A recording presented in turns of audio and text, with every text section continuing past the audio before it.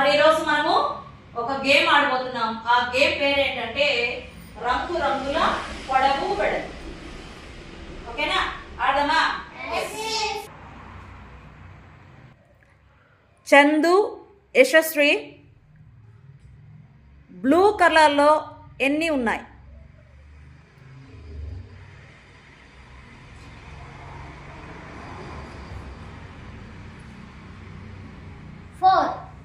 Four. Very good. Yashmita, Yashika పసుపు రంగులో ఉన్న వస్తువులు ఎన్ని?